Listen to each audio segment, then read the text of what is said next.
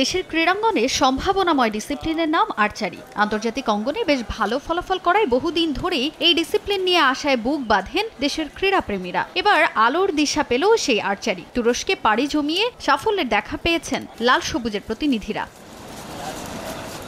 আন্তালিয়াতে অনুষ্ঠিত কোটা প্লাস টুর্নামেন্টে অংশগ্রহণ করে ভালো ফলাফলের সুবাদে এবার সরাসরি অলিম্পিকে খেলার সুযোগ পেলেন বাংলাদেশের আর্চার মোহাম্মদ সাগর ইসলাম। টুর্নামেন্টের রিকার্ভ পুরুষ এককের সেমিফাইনালে উঠে অলিম্পিকের টিকিট নিশ্চিত করেন সাগর। দেশে ফিরতেই এবার বিমানবন্দরে সংবর্ধনা দেয়া হলো তাকে। ফেডারেশনের কর্মকর্তারা ফুল দিয়ে বরণ করে নেন সাগরকে। নিজের প্রতি বিশ্বাস ছিল এবং এটা আমাদের জন্য লাস্ট একটা চান্স ছিল।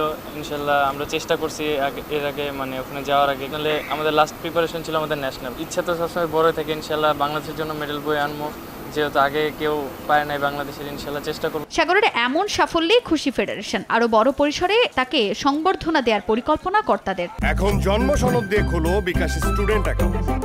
নিজের বিকাশ নিজে কর। বাংলাদেশের জন্য তো এটা বিশাল অর্জন, কারণ স্বাধীনতা উত্তর বাংলাদেশে যদি আমরা তাকিয়ে দেখি, একতা আর্চারি কোনো প্রতিযোগিতায় খেলে পদক জয়ী হয়ে সরাসরি অলিম্পিকের সুযোগ পেয়েছে। আমাদের সেই যদি ইয়ুথ অলিম্পিক ধরি, মিলন পেয়েছিল স্বর্ণপদক, সেই সুবাদে ইয়ুথ অলিম্পিকে খেলেছিল, সেই একমাত্র খেলোয়াড় যে সেমিফাইনাল পর্যন্ত গিয়েছিল।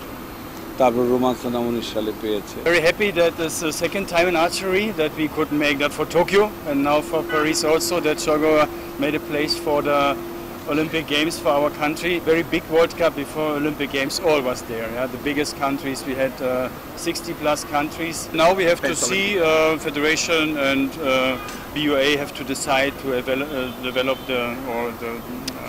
see the situation. শুধু সাগরই নন, কোটা প্লাস টুর্নামেন্টে অংশগ্রহণ করেন আরও বেশ কয়েকজন বাংলাদেশি আর্চার।